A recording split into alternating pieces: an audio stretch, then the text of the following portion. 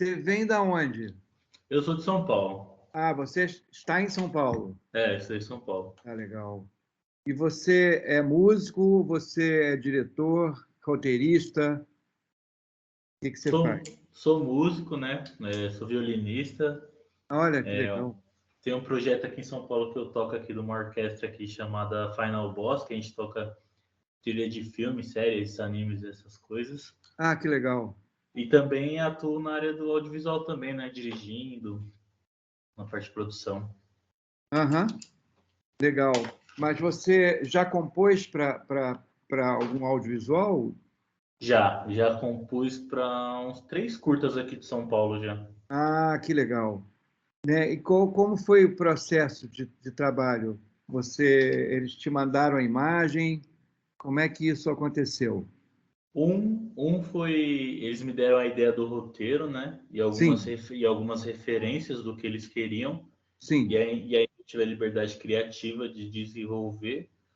O outro foi já em cima era mais ou menos um reboot de uma produção já existente. Aham. Então a gente só fez uma releitura do que já existia. E o terceiro, a gente esperou gravar tudo e aí com o material pronto a gente começou a desenvolver a trilha. Ah, tá legal. E você compôs sozinho? Você chamou alguém para tocar? Ou É, você.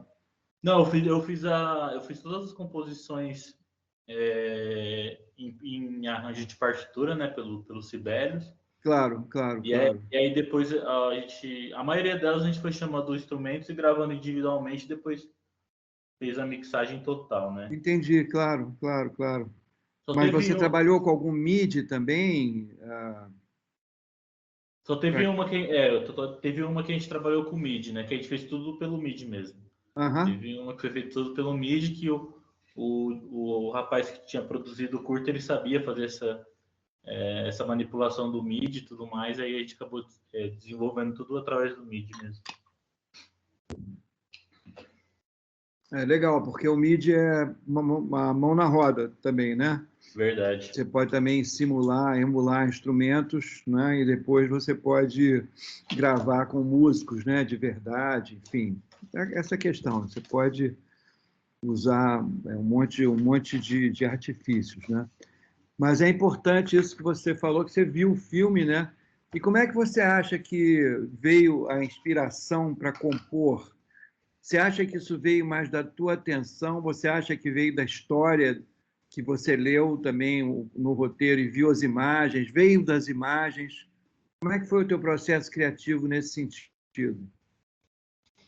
É, eu acho que é uma questão às vezes eu acho que é até um pouco difícil de você tentar explicar, né? Mas essa questão do sentimento que você e que a gente sente, né?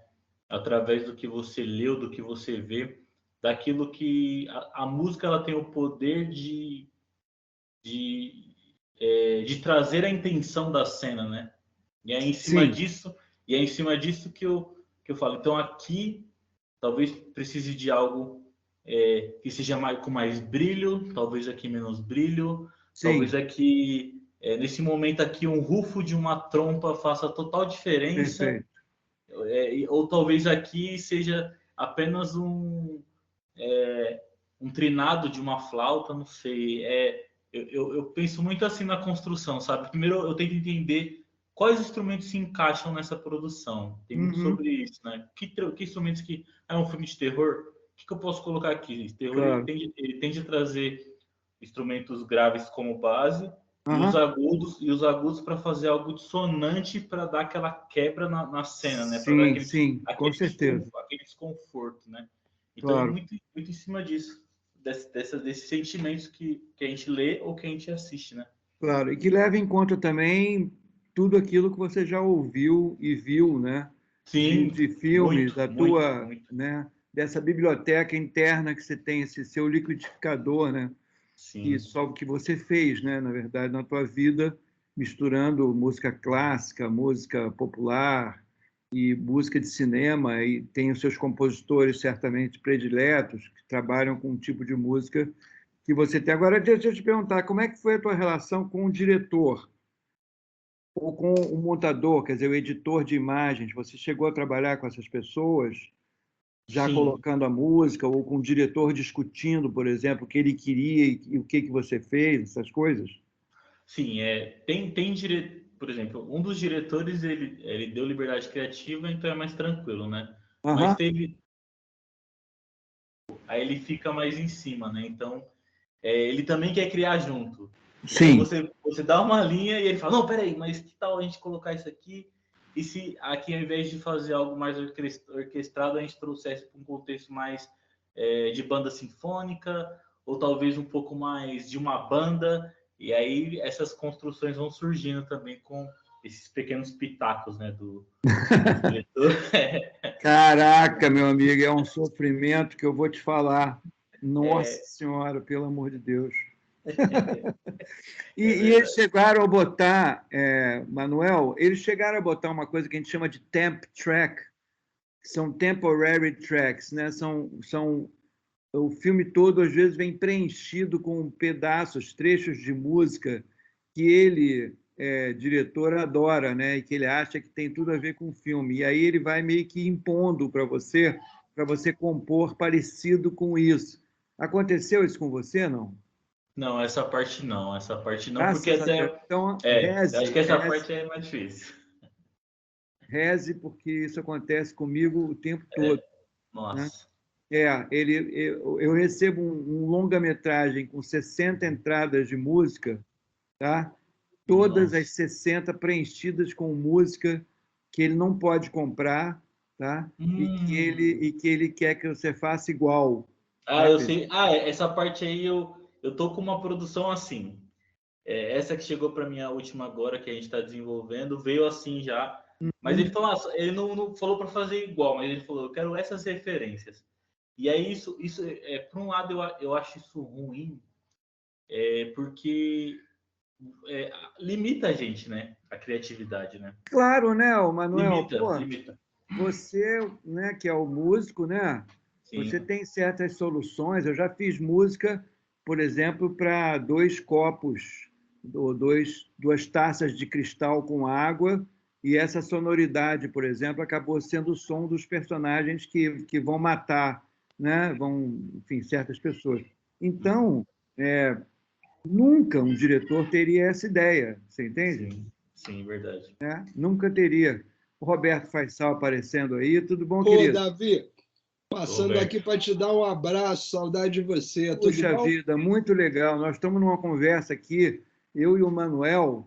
revolucionando a música para cinema do mundo, né, Manuel? Verdade, Conta verdade. para o Roberto. Roberto aqui, nosso querido diretor. Roberto, tudo bom, Roberto? Salve, salve. Estamos em altas negociações aqui já, viu?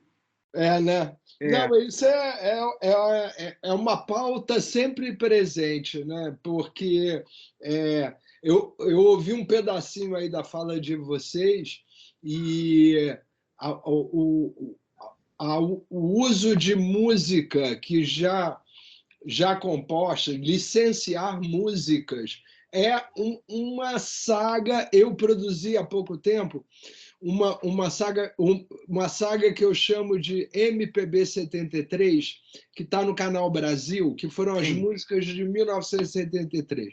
A sim. gente teve que licenciar 80 Nossa músicas. Nossa, Senhora, nossa Senhora. Foi um ano e meio o trabalho de licenciamento, Davi. Nossa Senhora. foi, hein? Eu jurei que eu nunca mais faço isso. Pode jurar que não dá. Né?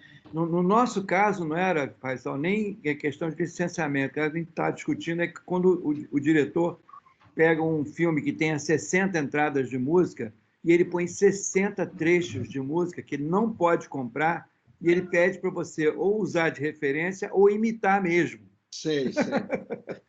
E aí você fica louco, porque ele não tem paciência para ouvir as ideias suas verdadeiras, aquelas que vêm de É, você. e Né? que pode ficar muito mais redondo se Claro, tiver porque uma os filmes unidade, falam, obra, né? os filmes falam. Se você É, deixar eles quietos, eles falam, entende? Verdade. exatamente. Mas você não tem paciência de deixar eles quietos, entendeu? Então você fica querendo ansiosamente falar por eles. E os músicos se ferram, porque na verdade fica tolhendo, né, a nossa... Não dá oportunidade de você somar a obra, né? Claro, porque né, ele soma isso com fotografia, com figurino, ele soma isso com tudo. Como ele é musicalmente muito complicado para ele, porque ele não sabe criar música, né? Então ele fica numa certa impotência, digamos escravizado pelas referências, né? Exatamente. Então ele, a maneira limitado, dele se expressar... O que foi, Manuel? Desculpe, te cortei. Fica limitado, né, às referências. Sim, sim. Isso que eu estou dizendo, mas eu estou dizendo que a origem disso é porque o diretor...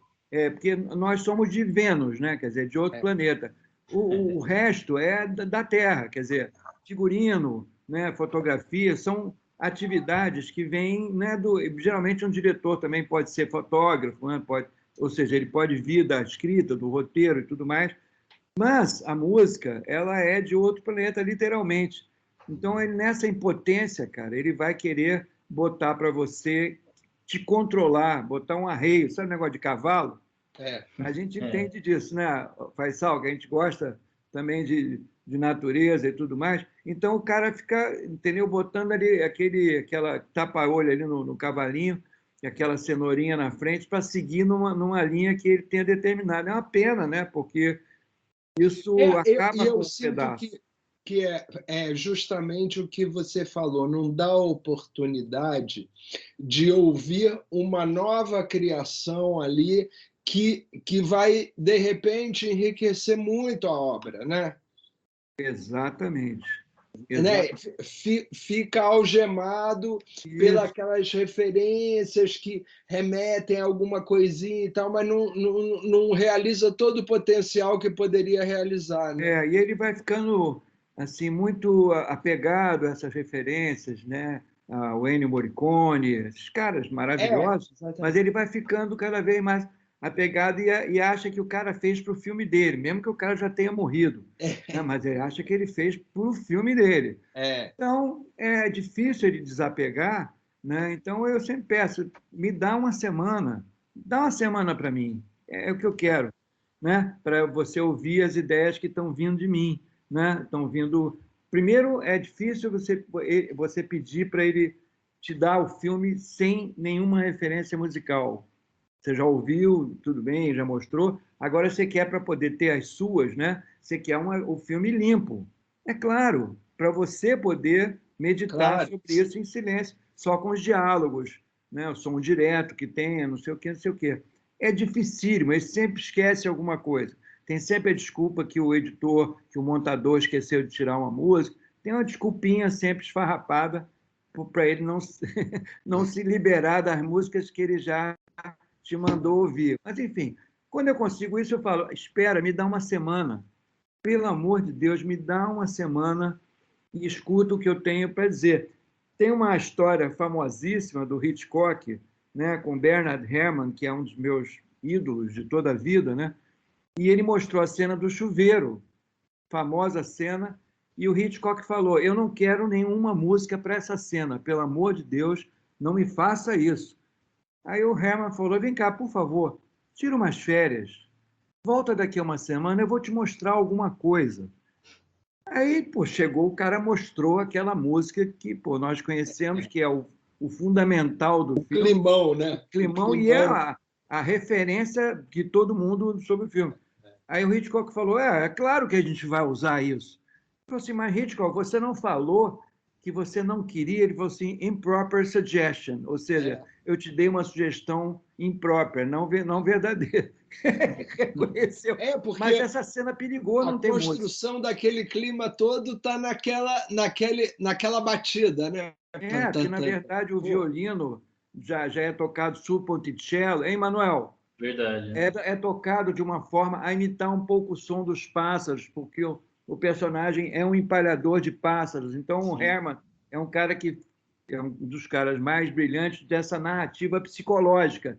Ele não constrói apenas o que você está vendo, ele constrói o que o personagem está pensando, que é uma maneira linda de fazer música para os filmes, né? É libertar o personagem dessa imagem, digamos assim, e trabalhar no sonho, né? Trabalhar naquela expectativa psicológica.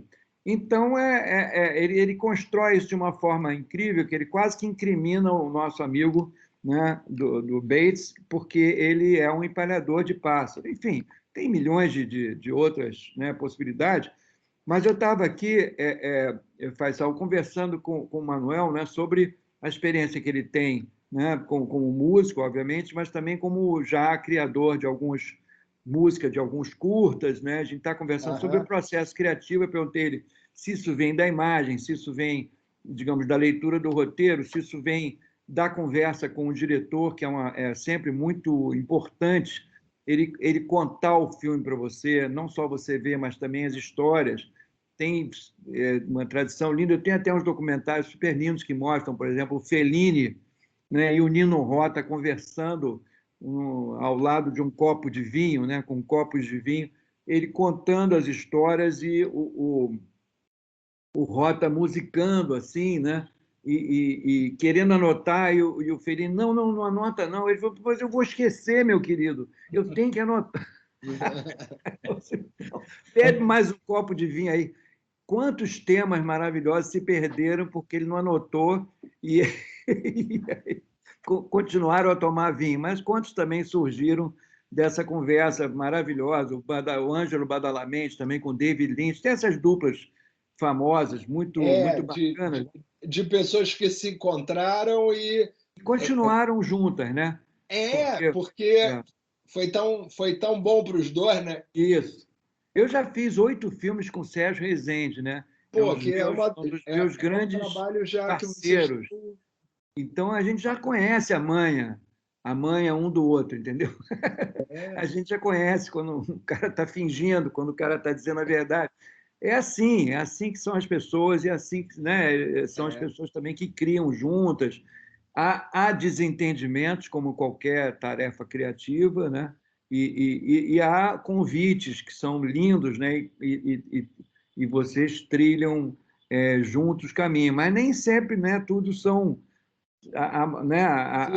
flores, porque há momentos em que ele acha a tua música linda, no dia seguinte ele liga, olha, é linda, mas não serve para o meu filme, por favor, faça uma nova música. Ele não está falando mal de você, né? Ele está dizendo apenas que aquela música talvez não ajude tanto, né? Na narrativa que ele quer para o trabalho, né? E ele, por alguma razão, e ele, geralmente, os diretores têm razão, né? O fato e toda a equipe do filme... Eles têm essa coisa de... eles pensaram muito mais tempo sobre a história que eles estão contando, né? Esse é o fato, né? Exatamente. Então, isso acontece e é importante a gente estar, digamos, aberto também, né? Um diretor pode chegar, eu quero uma música sinuosa, né? O outro, não, eu quero uma música gorda. Aí você fala, bom, estou entendendo, né? Ele não vai falar, hein, Manuel? Ele não vai falar, digamos, uma linguagem que a gente tem acesso fácil, né? Uma linguagem musical, por exemplo, né? Né? Né? Melodicamente, timbricamente. Ele vai falar da forma como a música chega, né? a ele, e isso a gente tem que ser generoso também, né? Porque ele quer se fazer entender, né? O que a única coisa que eu peço é que ele me dê um tempinho também, me dê uma semana dele poder ouvir a música que eu estou produzindo, né? Que saiu das minhas entranhas, e que ele possa criticar, aceitar o que ele achar que deve e rejeitar o que não deve, e a gente segue ali. Mas eu não posso só ficar copiando eternamente aquilo que ele propõe, né? Porque eu acho que a experiência não vai ser tão rica, né? E o curso aqui, Manuel, que a gente está rolando... Acaba que o que eu senti nos trabalhos que eu pude encomendar uma trilha original é que acaba que tudo no final tem uma unidade muito bonita, entendeu? Claro. Sabe? E por muitas vezes até você acaba repetindo algum tema com um andamento um pouco diferente. Claro. E isso é lindo, isso sabe?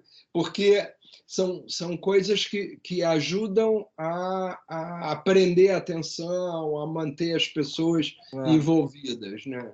Como um personagem, né? Se você dedica um tema, um leitmotiv, alguma coisa para um personagem, na volta, que esse personagem vai continuar sendo descrito, vai ter outras ações, a música pode reentrar, como você falou, com outro andamento, né? Se tiver por exemplo, uma poesia, uma letra, você pode fazer, por exemplo, agora só instrumental. Enfim, tem maneira. Você teve essa experiência, Manuel? Sim, sim, tive. Recentemente, inclusive, foi feito um curta. Esse a gente está terminando ainda o processo, Sim. mas é um curta que ele é todo feito com a essência de blush, né? A imagem dele, assim. Ah, que legal. E como é que você Ele, traduziu isso musicalmente? Então, aí eu fixei na história, né? Esse eu tive que fixar na história. A história, ela conta meio que um drama de um pirata, né? Ele traz uma releitura dessa época meio histórica, né? Do época dos piratas ali, meio medieval. E ele traz um drama que esse pirata vivenciou. E aí eu tentei trazer as essências da época, né? Um dos instrumentos muito utilizados naquela época era o violão, né? Eram os instrumentos que eles conseguiam carregar. Sim. Um banjo, Um alaúde. Um alaúde, bandolim. Um bandolim, uma flauta, essa flauta doce, né? Sim, claro. Que é aquela de bambu. Então eu trouxe essas essências e aí eu construí essa narrativa da trilha em cima do personagem. E aí eu desenvolvi uma linha que ela contasse também a história do filme em cima dessa trilha em movimento, entendeu? Dando as intenções, as entonações ali de acordo com as cenas. Porque ele é um filme que ele segue uma linha única, né? Ele não tem essa questão de ficar muita ação ou muita aquele negócio de voltar no passado e depois ir para o presente. Não, ele segue uma linha contínua, né? Ele começa numa situação e segue essa linha até o final, até a conclusão dela. Então, deu para fazer nessa linha, assim. E como é que você fez quando você queria que voltasse um tema, isso que nós conversamos agora? Então, aí, sobre a questão de voltar no tema, foi a questão de um... Esse foi do... Deixa eu só lembrar aqui qual foi a produção. Esse foi um curta de ficção, né? Tem ficção, e aí essa mesma sentido. A gente pegou, fez uma trilha que fosse a principal do personagem, e aí vamos supor, você faz esse esquema que você falou, né? Da trilha tocada.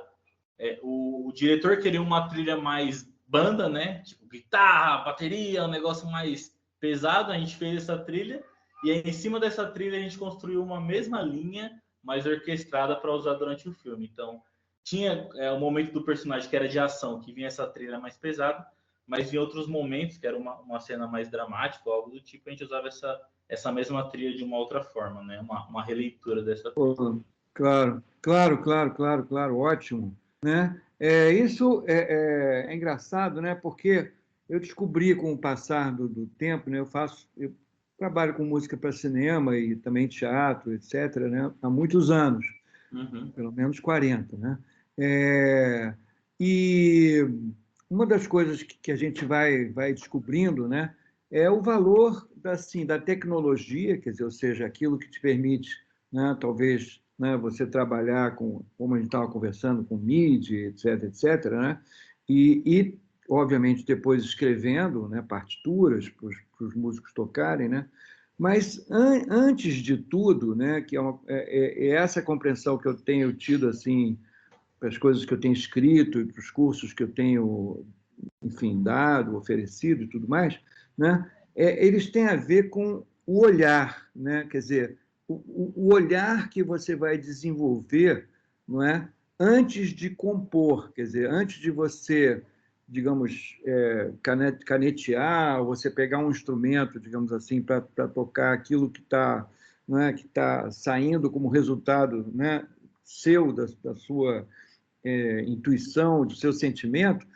na verdade, tem uma questão, eu falo muito sobre isso aqui, por isso que o curso tem várias interações e vários módulos, né? E um deles é como olhar, quer dizer, como desenvolver um olhar em que você possa, com isso, te facilitar, né, para que você possa ter uma inspiração, digamos assim, de mais qualidade. Ou seja, como mergulhar no roteiro, né? Como mergulhar, por exemplo, se a música vai espelhar, né, digamos, a imagem, ou seja, se ela vai sofrer, digamos, influências, né, da imagem no sentido de ter época, lugar, né, e se ela vai duplicar algumas questões que acontecem no som, né? Como é que, por exemplo, ela vai ser rápida se a imagem foi cortada com cortes, digamos, rápidos, ou, né? Ou se ela, então, se espelhando na imagem, ou se ela pode se espelhar, como eu falei, numa leitura psicológica dos personagens, onde, se você tem uma perseguição, você pode ter uma música lenta que reflita o medo da pessoa que está sendo perseguida, ou mesmo a ansiedade da pessoa que está perseguindo. Mas ela não precisa repetir, digamos assim, a velocidade dos cortes Da ação, né? da ação. É uma música contrária à ação, mas igualmente poderosa.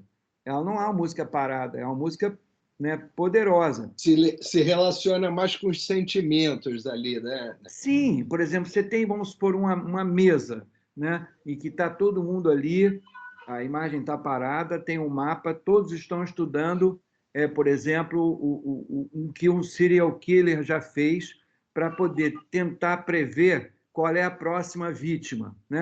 Uma mulher que usa unhas roxas, por exemplo. Né? Então, a gente já sabe que esse cara, né, matou 5 pessoas, né, com essas características. Então, eles estão ali porque cada segundo que passar ali nessa procura pode ser né, uma pessoa a menos que vai morrer. Então, não há nenhuma ação.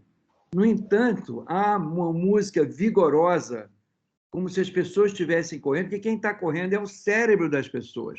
Quem está correndo, né, é, na verdade, a situação em que elas saibam, né, que quanto mais elas demorarem, né, mais crimes poderão ocorrer.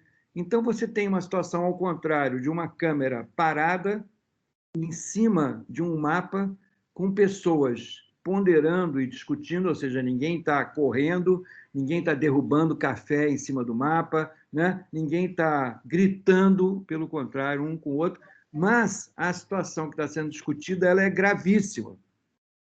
Entendeu o que eu estou dizendo? Então, nesse momento, a música é rapidíssima, ou seja, a música é eletrizante. E os filmes do Hitchcock têm pouquíssimas perseguições, né? Como um filme de ação desses que a gente costuma ver. Né? No entanto, né, as trilhas são absolutamente espetaculares, né? Elas estão lá no limite, porque ele utiliza essa narrativa psicológica. Então, eu procuro muito assim, né, exibir trechos de filmes. Um dos módulos é só a exibição de pequenos trechos de filmes, no qual a gente vai revelar as técnicas, digamos assim, de cada compositor em várias épocas do cinema e vários também cinemas europeu, americano, brasileiro, enfim, né? Com compositores que né, solucionaram problemas narrativos importantes em que aquilo, né, conseguiu ser resolvido e fez um marco histórico. Né? Ele conseguiu imprimir memória. Né? As memórias você consegue imprimir quando você faz algo que sai, digamos, né, da linha, sai da curva, né, por alguma razão. Então, ali você cria uma marca. Né? A gente sabe que tem filmes assim. Então, há um módulo no curso em que eu procuro dar, sei lá, 20, 30 exemplos. Né? Depois eu passo para filmes inteiros, onde eu mostro não só os pedacinhos, os trechinhos, né, que são de cada filme separado, mas um filme inteiro. Aí você vai lá ver 20, 30 minutos e a gente tem, então, uma entrada musical, várias entradas musicais, e aí a gente tem a questão que conversamos sobre, né, o leitmotiv, um tema de um personagem que vai vir depois tocado de outra maneira, com outro andamento, ou cantado que nem uma canção, ou instrumental, etc, etc. E aí você tem o desenvolvimento de como cada compositor trabalhou num filme maior, ou seja, né, num filme que se repete, que ele é obrigado, aliás, até a entender que o diretor vai querer ouvir alguns fonogramas diferentes, para não ser tudo do mesmo compositor, né? É legal também você atingir, né, certas compras, né, que a gente chama, né, de licenciamentos, né, de fonogramas que vão enriquecer a playlist, digamos assim, nos filmes, nas séries, né, no que a gente está falando, nas novelas, por exemplo. E aí isso cria uma coisa muito interessante que a gente chama de kill sheet, ou seja, né,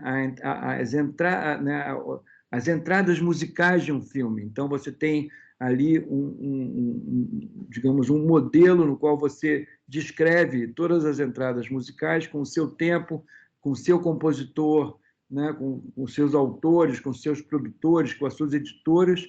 E isso é legal também porque, através disso, a gente dá entrada nas sociedades, né, de gestão coletiva e vai para o ECAD, né, que, então, através desse kill sheet, que são uma folha de entradas musicais, você consegue pagar, né, porque os direitos, né? porque foi exibido, por exemplo, nas televisões, foi exibido no canal fechado, no canal aberto, etc, etc. Então, o que deu lá de publicidade, etc, etc, uma parte vai para a música e o ECAD, então, pode remunerar quem são os compositores, quem são os detentores dos direitos, assim como os produtores fonográficos, que são os donos, né, digamos, os proprietários dos fonogramas, que são as grandes empresas produtoras, né, que também recebem. Isso é muito bacana, porque quanto mais elas receberem, mais elas vão investir, digamos assim, em música, em música criada para o filme.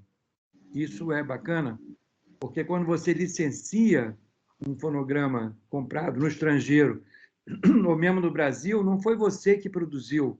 Então, o dinheiro não volta para você como produtor. Então, uma das maneiras de incentivar a produção é quando os próprios produtores produzem a sua música do seu filme.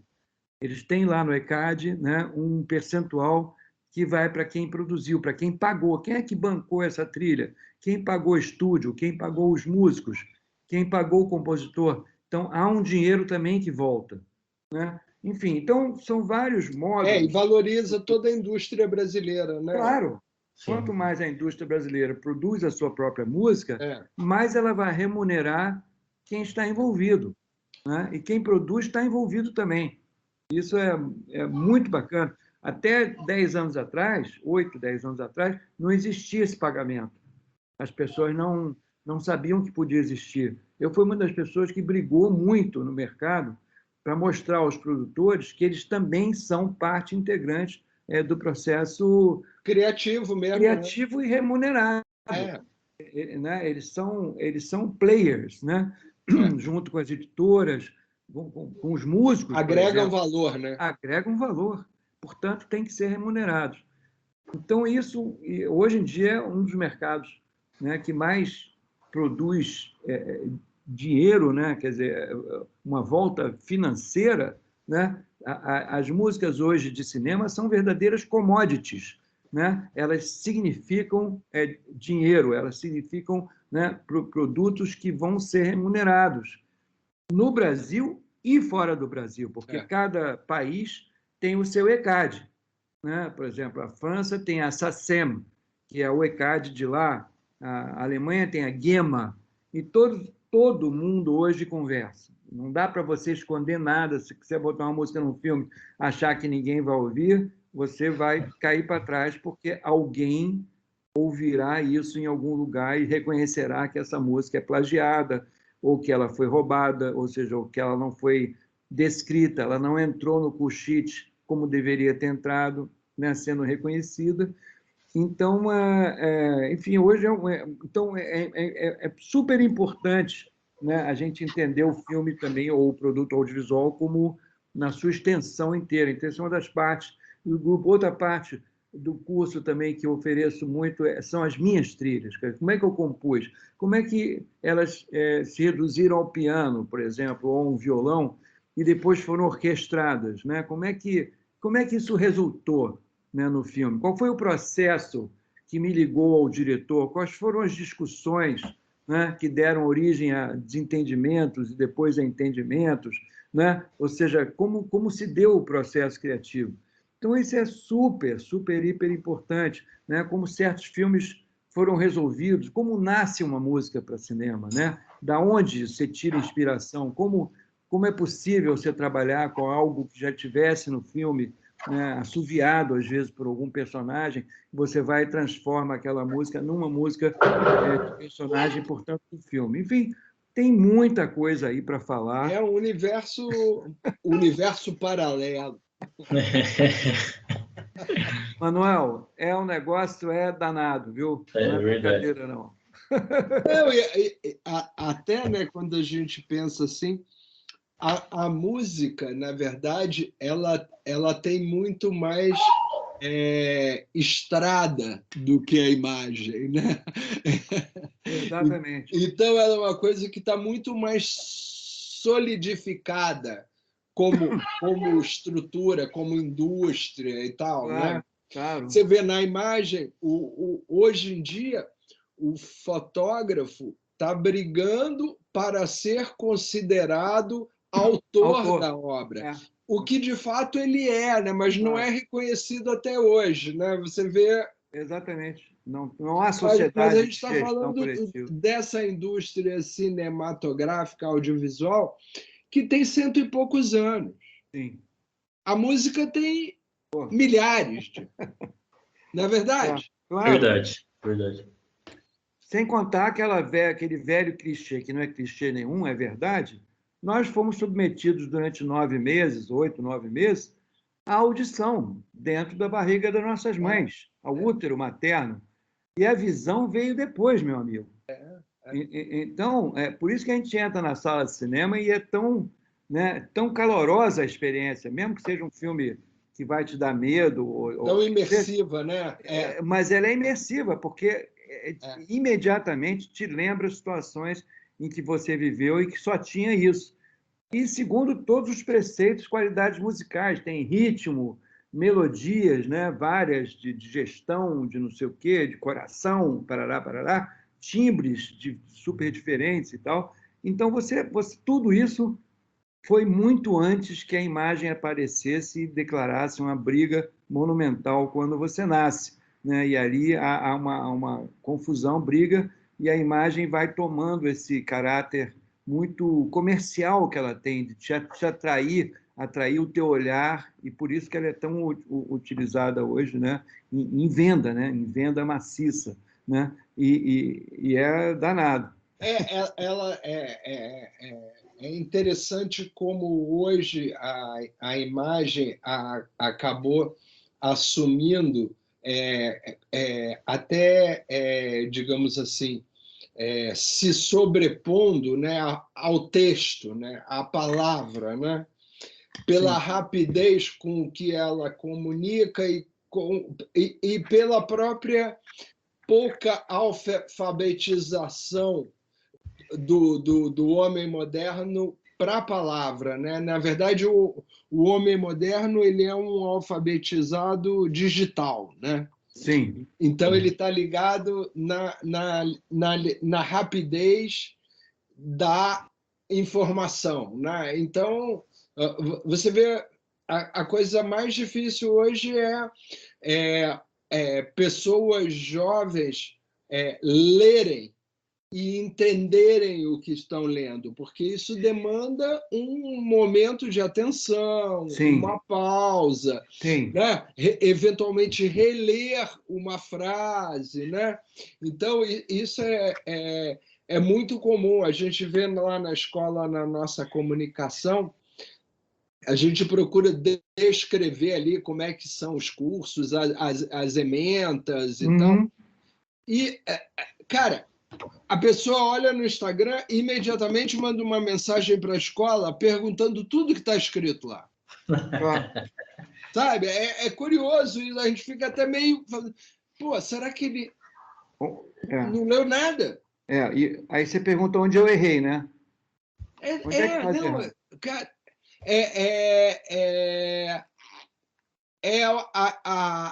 Acaba que hoje em dia você vê que as pessoas demandam babás, Isso, sabe? claro. Que te pegue pela mão e diga tudo que você quer ouvir, sem que você tenha trabalho de fazer nada, É isso mesmo. né? Então a gente fica e ao mesmo tempo, né, a gente na escola quer ser receptivo, dar boas-vindas, então a gente acaba repetindo coisas que estão ali e fala, pô, dá uma lidinha lá, porque vai ter muito mais informação interessante e tal. Mas o imediatismo, hein, Manuel e Davi? O imediatismo das pessoas, né, é uma coisa assombrosa, uma coisa, enfim, do tempo que a gente está vivendo, né? Uhum. Ou da falta de tempo do que a gente Verdade, Pois está. é. verdade. Eu falo, Verdade. às vezes eu falo que eu nasci na geração errada, porque choca essa galera tão, sabe, tão acelerada, tão tudo para ontem. Eu falo, cara, não é assim que funciona, calma, vamos parar, pensar. Porque assim, às vezes você vai e fala, você tá falando, você tá explicando para a pessoa uma coisa, a pessoa ainda, ela tá presa naquele negócio que você tá tentando explicar para ela, mas ela não quer te entender. Ela tenta buscar uma resposta mágica que apareça, que é o que ela quer ouvir, né? Isso é falta que eu vejo que as pessoas hoje elas não se escutam mais, né? Acho É. que é muito sobre isso também, né? Também das pessoas a falta e essa galera mais jovem tem muito disso, né? Às vezes a gente faz uns cursos aí, a gente se depara com muita gente assim. Às vezes o professor Xuxa. acabou de falar a situação e aí 3 pessoas fazem a mesma pergunta de modos diferentes. E aí você fala, cara, ele explicou a primeira, aí o segundo vai e faz a mesma pergunta de uma forma diferente, aí ele explica de novo, aí vem o terceiro faz a mesma pergunta de uma forma diferente. Caraca, às vezes dá vontade de levantar e sair fora assim da aula, porque fala, É, cara, não entendeu 3 vezes, né? Pelo amor. que coisa, né? Sei lá, cara, é muito impressionante isso. Eu também fico me perguntando assim, né, numa turma maior assim, né, porque vão aparecer. Mas no meio disso também tem exercícios que voltam maravilhosos. A gente sente que ali não morreu nada, não. Está adormecido, né, pela pipoca, sabe? Pela ansiedade. Eu faço uma campanha Verdade. aqui contra a pipoca enorme. Eu acho que eu vou, qualquer dia, não os pipoqueiros, coitado, mas eu estou dizendo, esse pacote, aquelas pessoas que entram com aquela 2 quilos de pipoca, que aquilo você vira um ruminante, Manuel.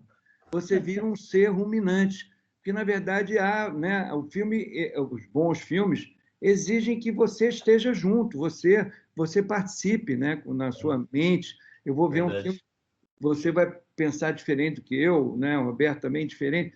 A gente vai trocar uma ideia, vai ter impressões. Não é tudo a mesma coisa, né? Então é importante que a gente também tenha essa possibilidade de entrar junto, né? De estar junto com o filme. Tem, né, diretores tão interessantes que nos propõem, né, vivências tão interessantes de música, de cor, de cenografia, de atores que te apresentam nessa realidade dos personagens, tão rico, tão ricas as experiências, né? Enfim, então é importante também a gente pensar um pouco sobre isso. E também, Manuel e Roberto, eu também, um dos módulos do curso lá, voltando, né, ao que estamos falando, são exercícios, né? O que quer dizer isso? Há uma série de exercícios que foram pensados, de filmes de 1 minuto e meio, 2 minutos, que são, né, para exatamente provocar, né, certas respostas, né, dos alunos. Eu, às vezes, até admito que certos alunos que não sejam compositores, porque esse não é um curso só para compositores, né? É um curso para todo mundo, que para lidar melhor com a linguagem musical, evidentemente, né? Mas que possa ser até pegar algum trecho de música que encontre em algum lugar, enfim, né, que não seja autoral, mas cujo resultado, junto ao som e a diálogos, né, se torne um belo de um exercício, né? Porque uma das coisas que eu falo muito, né, sobre o som. Quer dizer, o som, na verdade, quando a gente fala trilha sonora, ele é um corpo sonoro formado por diálogos, ruídos e música. Então, não adianta, você, quando vai fazer uma música de um filme, você não é um CD, não é um álbum que você está fazendo para o público, porque o público vai ouvir isso junto com a freada de ônibus, um Eu Te Amo, dito de uma forma dificílima de entender, e ali é uma confusão monumental em que a música sobressai de vez em quando, e de vez em quando ela está fazendo um papel de ruído. É assim que o mundo, né, interpreta essa questão toda de sonoridades, e no cinema não vai ser diferente, porque você não vai... Claro, se o filme é um musical, e mesmo no musical você vai ver que, né, as canções têm letra, né, as canções, né, não são um mundo das maravilhas musicais que você ouve, por exemplo, no carro, dirigindo. É completamente diferente, né? Tem a ligação com a imagem e tudo mais. Então, a trilha sonora, na verdade, que é um corpo sonoro, né, é importante para você entender, por exemplo, quando a proeminência é de som, né? Quando o som toma a frente, no sentido de ruídos, né? Quando os ruídos tomam a frente e a música tem que, digamos, né, notas mais longas, ou para não interromper, às vezes, diálogos importantes, né? Você respeita essa sonoridade e alguma delas vai tomar a dianteira. Porque se todas forem tomar a dianteira juntas, é uma anarquia, que em certos momentos é muito bacana ter uma É anarquia. desejável de vez É em quando. desejável um personagem, né, que acabou de se drogar ou está dançando à noite, né, numa confusão sonora. É claro que sim, mas normalmente você, não, né, num filme comercial, pelo menos, você quer ouvir o que as pessoas estão falando, né? Você tem a nossa...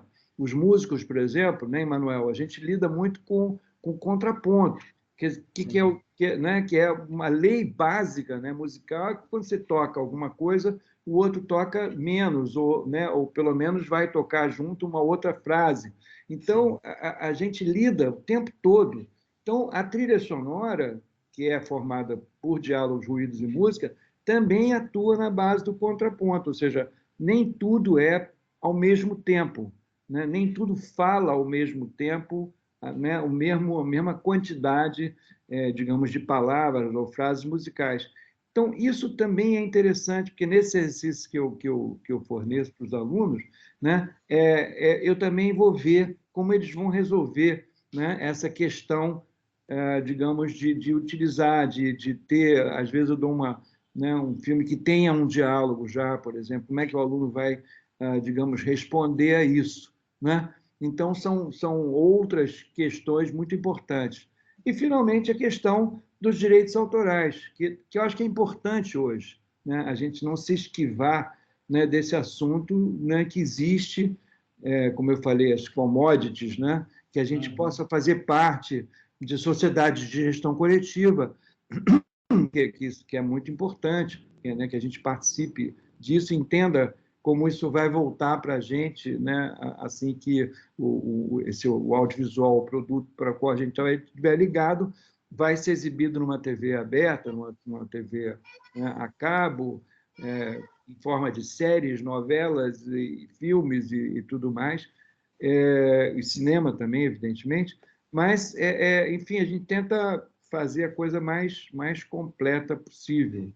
Viu, Manuel? Tem que ser. O negócio é danado, viu? O bicho Muito... pega. Mas eu só estou explicando que eu não vou dar ênfase total à questão da escrita musical e dos arranjos e da parte harmônica só, entende? Eu vou preferir que os alunos se detenham mais no olhar, no outro olhar, no olhar que se desenvolve, né, para a gente entender se a música está ligada à imagem, se ela está ligada ao personagem. Então, através também de vários exercícios, né, eu demonstro, né, aonde você pode se ligar mais, né, naquilo que a imagem esteja mostrando ou naquilo que os personagens estão pensando, né, estão resolvendo psicologicamente.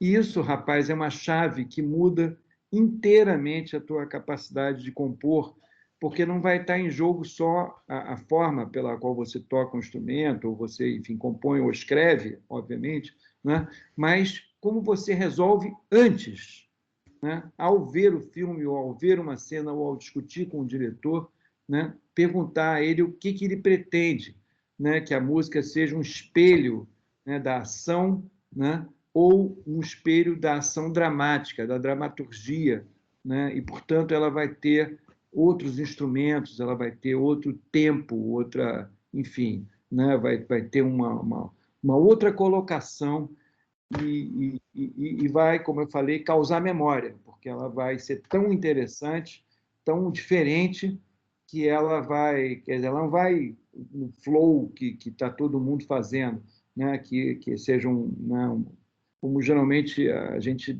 vê um pouco assim, as novelas de uma forma geral, os filmes de ação de uma forma geral, thriller, não sei o quê, os filmes românticos também, que tem esse excesso de cordas e tudo mais, mas a gente dá um olhar por cima, sabe? Um olhar por cima. Viu, Manuel? Sim, verdade. Tem que ter, né, esse olhar. É interessante esses pontos aí do curso, é bem interessante.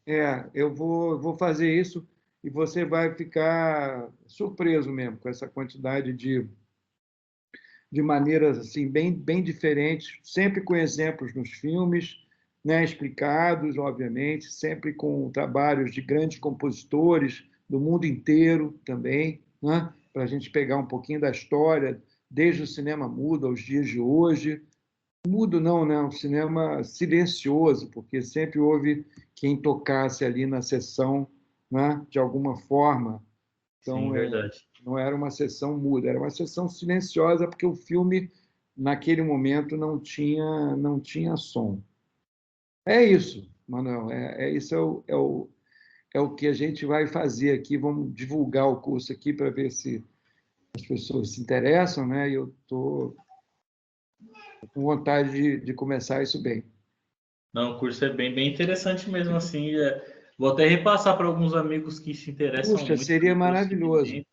É bem interessante mesmo, assim. É, Assim, eu sempre acho válido o aprendizado nunca é pouco, né? Sempre o aprendizado é bom, é sempre bom a gente estar aprendendo, ainda é, mais com uma pessoa como você que tem todo esse portfólio aí, essa bagagem para nos passar, né? Para nós que estamos começando, né? Essa caramba, bagagem aí, cara, a gente só tem a agradecer, assim. são Eu muito sou muito bom. agradecido ao ABC, né? Curso de cinema, porque os cursos que eu tenho feito assim eu falo porque é só a nata, é só a nata, Casca grossa, né? Casca é só grossa. casca grossa, é bem isso.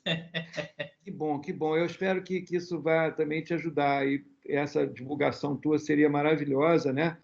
Eles vão ter, sim, exercício para compor, sim, mas antes eu queria dar uma série de, sabe, de startup, uma coisa de, digamos, que dê uma chave, sabe, para a gente Sim, poder compor com mais desenvoltura, escolhendo aquilo que a gente quer e não simplesmente sair compondo, sabe, como a gente normalmente faz. Eu acho que o verdade. cinema, ele merece, o cinema, ou séries, ou o que seja, né, o audiovisual, né, ele Sim, merece essa atenção, porque nós estamos trabalhando em cima de algo, de uma história que está sendo contada. E isso muda tudo. Tudo, verdade. tudo, tudo, tudo, tudo vai ser mudado por causa disso. Né? Então, e fora a imagem, né? A imagem é importantíssima. A imagem foi feita, foi construída, né? Então, a música vai ter que tocar a imagem também de alguma maneira. Ela não vai poder passar por cima, né? Se um diretor tem uma montagem ali, né? A música tem que respeitar isso. Por que não, né? A gente está fazendo para uma imagem, não é um videoclipe. O Sim, meu curso se opõe completa e totalmente ao videoclipe, né? Essa maneira que a MTV, né, divulgou desde quando ela apareceu, né, aquelas coisas das imagens rápidas, e a música rápida, e não sei o quê, não sei o quê. Quer dizer, aquele negócio que você falou, né, Manuel, a gente tem que ter tempo, a gente tem que ter o verdade. nosso tempo, né, compor, e eu acho que ali a gente vai fazer gol, sabe, vai chegar ao nosso objetivo. Pessoal, queria agradecer aí, poxa, a participação. Manuel, principalmente você, gostei muito das suas colocações, né? Agradecer a participação do Roberto também, né? Todo mundo aqui, estamos juntos, né? Aqui o pessoal da ABCine também, obrigado, né, pela força, né? E a gente fica no aguardo, viu, gente? As aulas estão todas preparadas, todas são a base, né, das imagens que estão montadas, né? Os exercícios também. Eu vou criar, por exemplo, um drive especial para os nossos alunos, para que eles possam mandar, viu, Manuel, as imagens, digamos, os exercícios de música e imagem, né? E a gente vai ter um lugar aqui, um drive, especialmente para os alunos, para que a gente possa, os alunos possam ver o trabalho uns dos outros, obviamente, e a gente possa depositar nossos trabalhos. Durante toda a semana vai ter um trabalho novo, para que a gente possa mostrar em aula também, depois para as pessoas, para a gente poder falar sobre isso. Tá bom? Legal, muito bacana. Então, também agradeço de coração e a atenção aí. Claro, imagina, totalmente. Depois a gente vai se ver ao vivo e a cores, né? Tá bom, gente. Obrigado, então, por tudo e vamos seguir em frente. Tá bom, gente? Um abraço grande para todo mundo. Obrigado. Tchau, tchau.